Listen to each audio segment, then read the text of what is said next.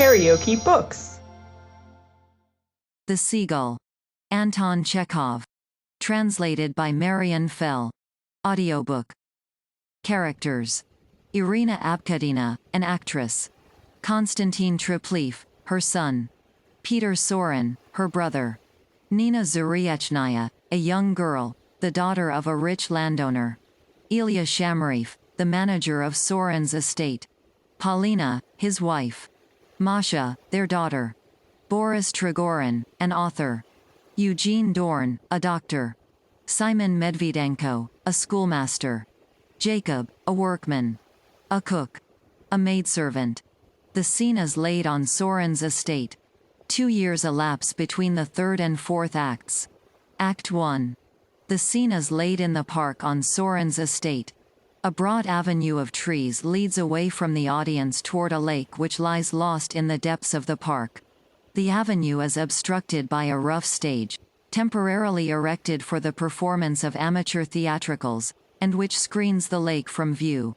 There is a dense growth of bushes to the left and right of the stage. A few chairs and a little table are placed in front of the stage. The sun has just set. Jacob and some other workmen are heard hammering and coughing on the stage behind the lowered curtain. Masha and Medvedenko come in from the left, returning from a walk. Medvedenko. Why do you always wear mourning? Masha. I dress in black to match my life. I am unhappy. Medvedenko. Why should you be unhappy? Thinking it over, I don't understand it. You are healthy, and though your father is not rich, he has a good competency. My life is far harder than yours. I only have 23 rubles a month to live on, but I don't wear mourning. They sit down. Masha. Happiness does not depend on riches. Poor men are often happy. Medvedenko. In theory, yes, but not in reality. Take my case, for instance. My mother, my 2 sisters, my little brother and I must all live somehow on my salary of 23 rubles a month. We have to eat and drink, I take it. You wouldn't have us go without tea and sugar, would you? Or tobacco? Answer me that, if you can. Masha. Looking in the direction of the stage. The play will soon begin. Medvedenko. Yes, Nina Zuriechnaya is going to act in Triplev's play. They love one another, and their 2 souls will unite tonight in the effort to interpret the same idea by different means. There is no ground on which your soul and mine can meet. I love you. Too restless and sad to stay at home, I tramp here every day, 6 miles and back, to be met only by your indifference. I am poor, my family is large, you can have no inducement to marry a man who cannot even find sufficient food for his own mouth. Masha. It is not that. She takes snuff. I am touched by your affection, but I cannot return it, that is all. She offers him the snuff box, will you take some? Medvedenko. No, thank you. A pause. Masha. The air is sultry, a storm is brewing for tonight. You do nothing but moralize or else talk about money. To you, poverty is the greatest misfortune that can befall a man. But I think it is 1,000 times easier to go begging in rags than to. You wouldn't understand that, though. Sorin leaning on a cane, and Triplev come in. Sorin. For some reason, my boy, country life doesn't suit me, and I am sure I shall never get used to it. Last night I went to bed at 10 and woke at 9 this morning, feeling as if, from oversleep, my brain had stuck to my skull. Laughing. And yet I accidentally dropped off to sleep again after dinner, and feel utterly done up at this moment. It is like a nightmare. Triplev. There is no doubt that you should live in town. He catches sight of Masha and Medvedenko. You shall be called when the play begins, my friends, but you must not stay here now. Go away, please. Sorin. Miss Masha, will you kindly ask your father to leave the dog unchained? It howled so last night that my sister was unable to sleep. Masha. You must speak to my father yourself. Please excuse me, I can't do so. To Medvedenko. Come, let us go. Medvedenko. You will let us know when the play begins? Masha and Medvedenko go out. Soren. I foresee that that dog is going to howl all night again. It is always this way in the country. I have never been able to live as I like here. I come down for a month's holiday, to rest and all, and am plagued so by their nonsense that I long to escape after the first day. Laughing. I have always been glad to get away from this place, but I have been retired now, and this was the only place I had to come to. Willy-nilly, one must live somewhere. Jacob. To Tripleaf. We are going to take a swim, Mr. Constantine. Tripleaf. Very well, but you must be back in 10 minutes. Jacob. We will, sir. Tripleaf. Looking at the stage, just like a real theater. See, there we have the curtain, the foreground, the background, and all. No artificial scenery is needed. The eye travels direct to the lake, and rests on the horizon. The curtain will be raised as the moon rises at 8:30. Soren. Splendid. Tripleaf. Of course the whole effect will be ruined if Nina is late. She should be here by now, but her father and stepmother watch her so closely that it is like stealing her from a prison to get her away from home. He straightens Soren collar. Your hair and beard are all on end. Oughtn't you to have them trimmed? Soren. Smoothing his beard. They are the tragedy of my existence. Even when I was young I always looked as if I were drunk, and all. Women have never liked me. Sitting down. Why is my sister out of temper? Tripleaf. Why? Because she is jealous and bored. Sitting down beside Soren. She is not acting this evening, but Nina is, and so she has set herself against me, and against the performance of the play, and against the play itself, which she hates without ever having read it. Soren. Laughing. Does she, really? Tripleaf. Yes, she is furious because Nina is going to have a success on this little stage. Looking at his watch. My mother is a psychological curiosity. Without doubt brilliant and talented, capable of sobbing over a novel, of reciting all Nekrasov's poetry by heart, and of nursing the sick like an angel of heaven. You should see what happens if anyone begins praising Deuce to her. She alone must be praised and written about, raved over, her marvelous acting in La Dame aux Camélias, extolled to the skies. As she cannot get all that rubbish in the country, she grows peevish and cross, and thinks we are all against her, and to blame for it all. She is superstitious, too. She dreads burning 3 candles, and fears the 13th day of the month. Then she is stingy. I know for a fact that she has 70,000 rubles in a bank at Odessa, but she is ready to burst into tears if you ask her to lend you a penny.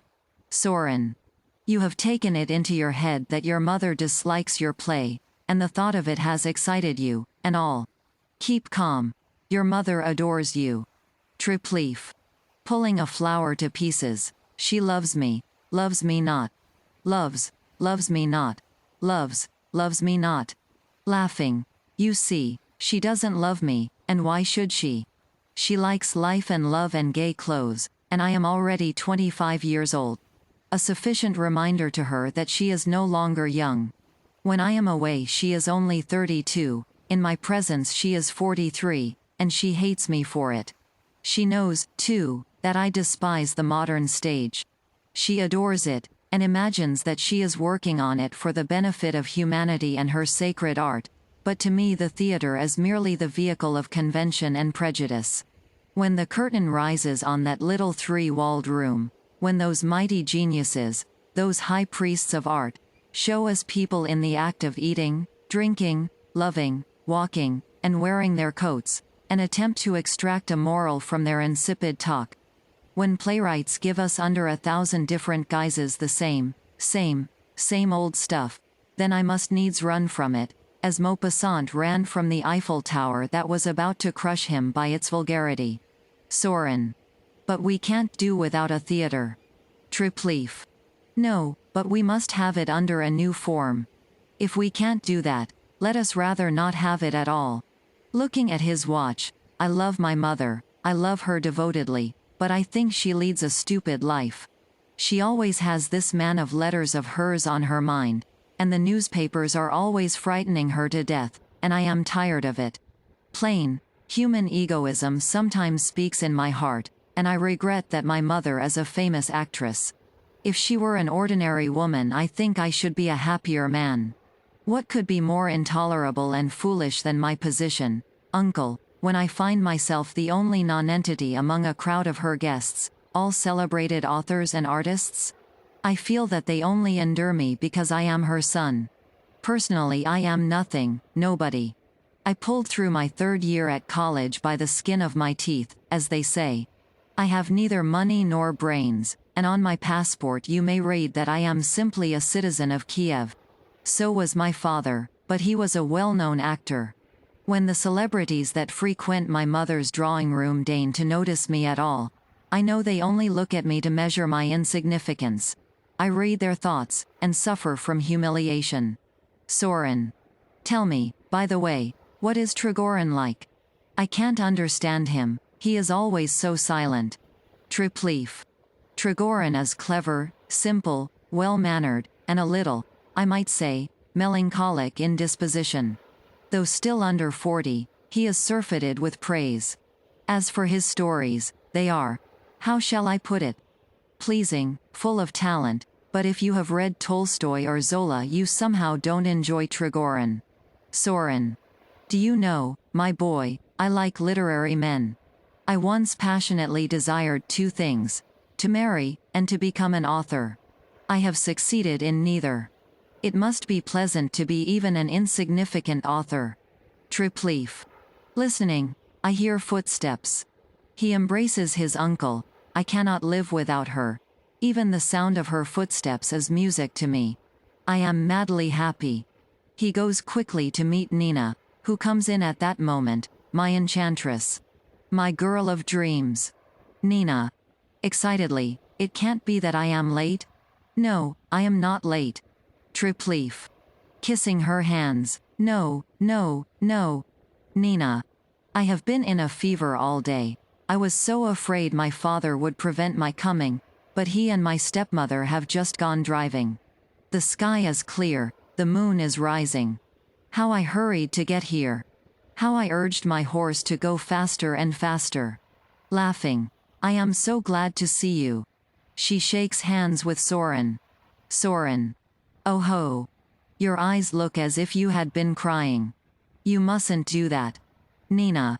It is nothing, nothing. Do let us hurry. I must go in half an hour. No, no, for heaven's sake do not urge me to stay. My father doesn't know I am here. Triplef. As a matter of fact, it is time to begin now. I must call the audience. Soren. Let me call them, and all. I am going this minute. He goes toward the right, begins to sing, The Two Grenadier, then stops. I was singing that once when a fellow lawyer said to me, "You have a powerful voice, sir." Then he thought a moment and added, "But it is a disagreeable one." He goes out laughing. Nina. My father and his wife never will let me come here. They call this place Bohemia and are afraid I shall become an actress. But this lake attracts me as it does the gulls. My heart is full of you. She glances about her. Triplef. We are alone. Nina. Isn't that someone over there? Triplef. No. They kiss one another. Nina. What is that tree? Triplef. An elm. Nina. Why does it look so dark? Triplef. It is evening. Everything looks dark now. Don't go away early, I implore you. Nina. I must. Triplef. What if I were to follow you, Nina? I shall stand in your garden all night with my eyes on your window. Nina. That would be impossible. The watchman would see you, and treasure is not used to you yet, and would bark. Triplef. I love you. Nina. Hush. Triplef. Listening to approaching footsteps. Who is that? Is it you, Jacob? Jacob. On the stage? Yes, sir. Triplef. To your places then. The moon is rising. The play must commence. Jacob. Yes, sir. Tripleaf. Is the alcohol ready? Is the sulfur ready? There must be fumes of sulfur in the air when the red eyes shine out. Nina, go, now, everything is ready. Are you nervous? Nina. Yes, very. I am not so much afraid of your mother as I am of Trigorin. I am terrified and ashamed to act before him, he is so famous. Is he young? Tripleaf. Yes. Nina. What beautiful stories he writes. Tripleaf. Coldly. I have never read any of them, so I can't say. Nina. Your play is very hard to act. There are no living characters in it. Tripleaf. Living characters. Life must be represented not as it is, but as it ought to be, as it appears in dreams. Nina. There is so little action, it seems more like a recitation. I think love should always come into every play. Nina and Tripleaf go up onto the little stage. Paulina and Dorn come in. Paulina. It is getting damp. Go back and put on your goloshes. Dorn. I am quite warm. Paulina. You never will take care of yourself. You are quite obstinate about it, and yet you are a doctor, and know quite well that damp air is bad for you. You like to see me suffer, that's what it is. You sat out on the terrace all yesterday evening on purpose. Dorn. Sings, oh, tell me not that youth is wasted. Paulina. You were so enchanted by the conversation of Madame Arkadina that you did not even notice the cold. Confess that you admire her. Dorn. I am 55 years old. Paulina. A trifle. That is not old for a man. You have kept your looks magnificently, and women still like you. Dorn. What are you trying to tell me? Paulina. You men are all ready to go down on your knees to an actress, all of you. Dorn. Sings, once more I stand before thee. It is only right that artists should be made much of by society and treated differently from, let us say, merchants. It is a kind of idealism. Paulina. When women have loved you and thrown themselves at your head, has that been idealism? Dorn. Shrugging his shoulders, I can't say. There has been a great deal that was admirable in my relations with women. In me they liked, above all, the superior doctor. 10 years ago, you remember, I was the only decent doctor they had in this part of the country, and then, I have always acted like a man of honor. Paulina. Seizes his hand, dearest. Dorn. Be quiet. Here they come. Arkadina comes in on Sorin arm. Also Trigorin, Shamrif, Medvedenko, and Masha. Shamrif. She acted most beautifully at the Poltava Fair in 1873. She was really magnificent. But tell me, too, where Chaitin the comedian is now. He was inimitable as Rasploof, better than Sadovsky. Where is he now? Arkadina. Don't ask me where all those antediluvians are. I know nothing about them. She sits down. Shamrif. Sighing, Pashka Chaitin. There are none left like him. The stage is not what it was in his time. There were sturdy oaks growing on it then, where now but stumps remain. Dorn. It is true that we have few dazzling geniuses these days, but, on the other hand, the average of acting is much higher. Shamrif. I cannot agree with you, however, that is a matter of taste, de gustibus. Enter Tripleaf from behind the stage. Arkadina. When will the play begin, my dear boy? Tripleaf. In a moment. I must ask you to have patience. Arkadina. Quoting from Hamlet, my son. Thou turn'st mine eyes into my very soul. And there I see such black-grained spots. As will not leave their tinct. A horn is blown behind the stage. Tripleaf. Attention, ladies and gentlemen. The play is about to begin. A pause, I shall commence.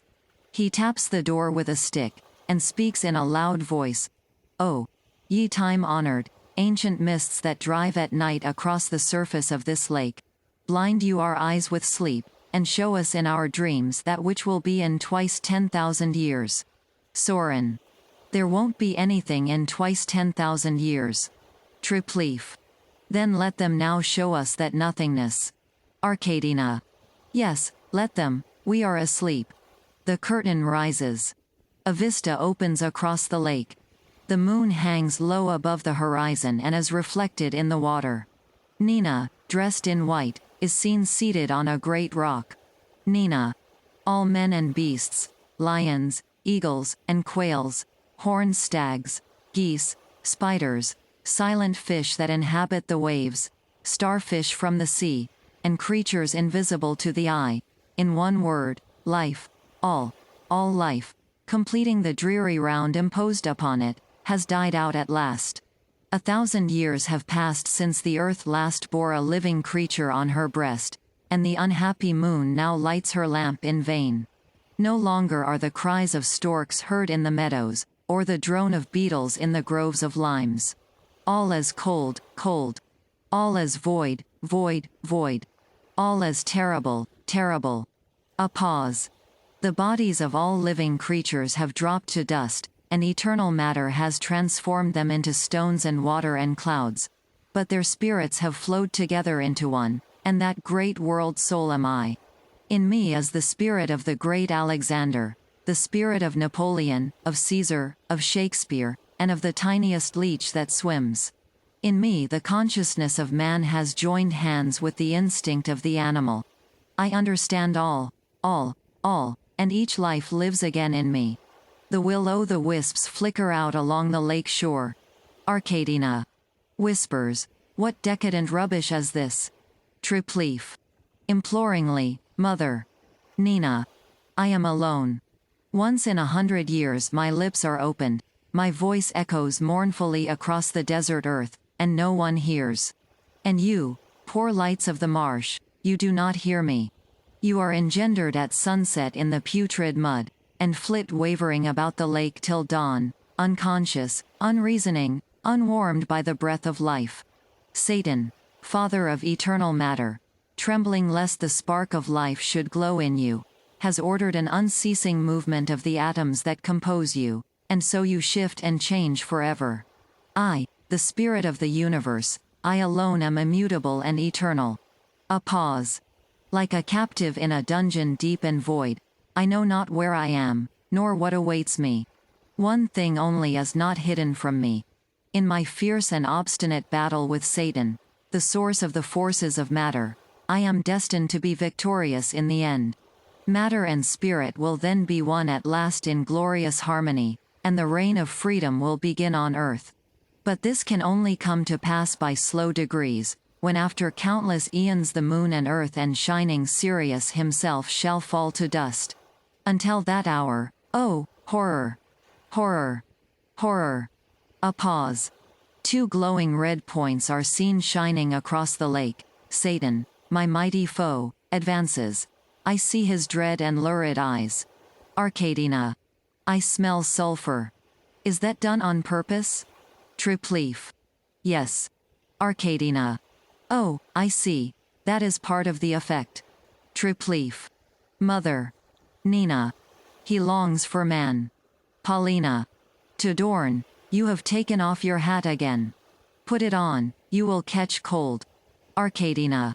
The doctor has taken off his hat to Satan, father of eternal matter. Tripleaf. Loudly and angrily, enough of this. There's an end to the performance. Down with the curtain. Arkadina. Why, what are you so angry about? Tripleaf. Stamping his foot. The curtain, down with it. The curtain falls. Excuse me, I forgot that only a chosen few might write plays or act them. I have infringed the monopoly. He would like to say more, but waves his hand instead, and goes out to the left. Arkadina. What is the matter with him? Soren. You should not handle youthful egoism so roughly, sister. Arkadina. What did I say to him? Soren. You hurt his feelings. Arkadina. But he told me himself that this was all in fun, so I treated his play as if it were a comedy. Soren. Nevertheless. Arkadina. Now it appears that he has produced a masterpiece, if you please. I suppose it was not meant to amuse us at all. but that he arranged the performance and fumigated us with sulfur to demonstrate to us how plays should be written, and what is worth acting. I am tired of him. No one could stand his constant thrusts and sallies. He is a willful, egotistic boy. Soren. He had hoped to give you pleasure. Arkadina. Is that so? I notice, though, that he did not choose an ordinary play, but forced his decadent trash on us. I am willing to listen to any raving, so long as it is not meant seriously, but in showing us this, he pretended to be introducing us to a new form of art, and inaugurating a new era. In my opinion, there was nothing new about it, it was simply an exhibition of bad temper. Trigorin. Everybody must write as he feels, and as best he may. Arkadina. Let him write as he feels and can, but let him spare me his nonsense. Dorn. Thou art angry, O Jove. Arkadina. I am a woman, not Jove. She lights a cigarette, and I am not angry. I am only sorry to see a young man foolishly wasting his time. I did not mean to hurt him. Medvedenko. No one has any ground for separating life from matter, as the spirit may well consist of the union of material atoms. Excitedly, to Trigorin. Some day you should write a play, and put on the stage the life of a schoolmaster. It is a hard, hard life. Arkadina. I agree with you, but do not let us talk about plays or atoms now. This is such a lovely evening. Listen to the singing, friends, how sweet it sounds. Paulina. Yes, they are singing across the water. A pause. Arkadina. To Trigorin. Sit down beside me here. 10 or 15 years ago we had music and singing on this lake almost all night. There are 6 houses on its shores. All was noise and laughter and romance then, such romance. The young star and idol of them all in those days was this man here, nods toward Dorn, Dr. Eugene Dorn. He is fascinating now, but he was irresistible then. But my conscience is beginning to prick me. Why did I hurt my poor boy? I am uneasy about him. Loudly, Constantine. Constantine. Masha. Shall I go and find him? Arkadina. If you please, my dear. Masha. Goes off to the left, calling, Mr. Constantine. Oh, Mr. Constantine. Nina. Comes in from behind the stage. I see that the play will never be finished, so now I can go home. Good evening. She kisses Arkadina and Paulina. Soren. Bravo. Bravo. Arkadina. Bravo. Bravo. We were quite charmed by your acting. With your looks and such a lovely voice, it is a crime for you to hide yourself in the country. You must be very talented. It is your duty to go on the stage, do you hear me? Nina. It is the dream of my life, which will never come true. Arkadina. Who knows? Perhaps it will. But let me present Monsieur Boris Trigorin. Nina. I am delighted to meet you. Embarrassed. I have read all your books. Arkadina. Drawing Nina down beside her. Don't be afraid of him, dear. He is a simple, good-natured soul, even if he is a celebrity. See, he is embarrassed himself. Dorn. Couldn't the curtain be raised now? It is depressing to have it down. Shamrif. Loudly, Jacob, my man. Raise the curtain. Nina. To Trigorin. It was a curious play, wasn't it? Trigorin. Very. I couldn't understand it at all, but I watched it with the greatest pleasure because you acted with such sincerity, and the setting was beautiful. A pause. There must be a lot of fish in this lake. Nina. Yes, there are. Trigorin. I love fishing. I know of nothing pleasanter than to sit on a lake shore in the evening with one's eyes on a floating cork. Nina. Why, I should think that for one who has tasted the joys of creation, no other pleasure could exist. Arkadina. Don't talk like that. He always begins to flounder when people say nice things to him. Shamrif. I remember when the famous Silva was singing once in the opera house at Moscow. How delighted we all were when he took the low C. Well, You can imagine our astonishment when one of the church cantors, who happened to be sitting in the gallery, suddenly boomed out, "Bravo, Silva!" a whole octave lower. Like this, in a deep bass voice, "Bravo, Silva!" The audience was left breathless. A pause. Dorn. An angel of silence is flying over our heads. Nina. I must go. Goodbye. Arkadina. Where to? Where must you go so early? We shan't allow it. Nina. My father is waiting for me. Arkadina. How cruel he is, really. They kiss each other. Then I suppose we can't keep you, but it is very hard indeed to let you go. Nina. If you only knew how hard it is for me to leave you all. Arkadina. Somebody must see you home, my pet. Nina. Startled. No, no. Soren. Imploringly, don't go. Nina. I must. Soren. Stay just 1 hour more, and all. Come now, really, you know. Nina. Struggling against her desire to stay. Through her tears, no, no, I can't. She shakes hands with him and quickly goes out. Arkadina. An unlucky girl. They say that her mother left the whole of an immense fortune to her husband, and now the child is penniless because the father has already willed everything away to his second wife.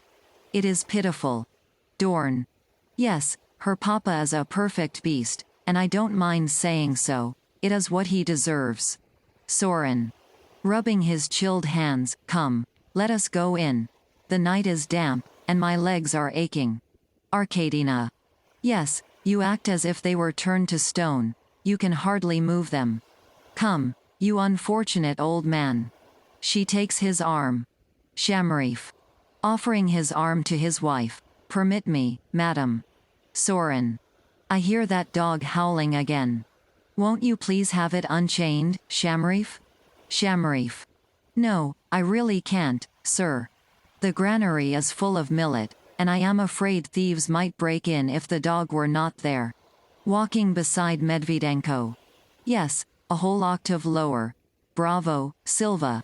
And he wasn't a singer either, just a simple church cantor. Medvedenko. What salary does the church pay its singers? All go out except Dorn. Dorn. I may have lost my judgment and my wits, but I must confess I liked that play. There was something in it. When the girl spoke of her solitude and the devil's eyes gleamed across the lake, I felt my hands shaking with excitement. It was so fresh and naive. But here he comes. Let me say something pleasant to him. Tripleaf. Comes in, all gone already? Dorn. I am here. Tripleaf. Masha has been yelling for me all over the park. An insufferable creature. Dorn. Constantine, your play delighted me. It was strange, of course, and I did not hear the end, but it made a deep impression on me. You have a great deal of talent, and must persevere in your work. Tripleaf seizes his hand and squeezes it hard, then kisses him impetuously. Dorn. Tut, tut. How excited you are. Your eyes are full of tears. Listen to me. You chose your subject in the realm of abstract thought, and you did quite right. A work of art should invariably embody some lofty idea. Only that which is seriously meant can ever be beautiful. How pale you are. Tripleaf. So you advise me to persevere? Dorn. Yes, but use your talent to express only deep and eternal truths.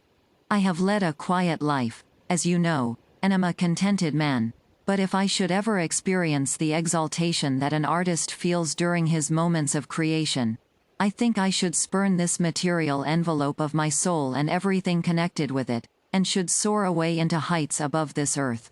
Tripleaf. I beg your pardon, but where is Nina? Dorn. And yet another thing. Every work of art should have a definite object in view. You should know why you are writing, for if you follow the road of art without a goal before your eyes, you will lose yourself, and your genius will be your ruin. Tripleaf. Impetuously. Where is Nina? Dorn. She has gone home. Tripleaf. In despair, gone home? What shall I do? I want to see her, I must see her. I shall follow her. Dorn. My dear boy, keep quiet. Tripleaf.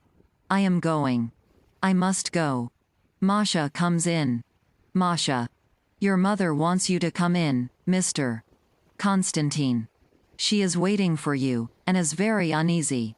Tripleaf. Tell her I have gone away. And for heaven's sake, all of you, leave me alone.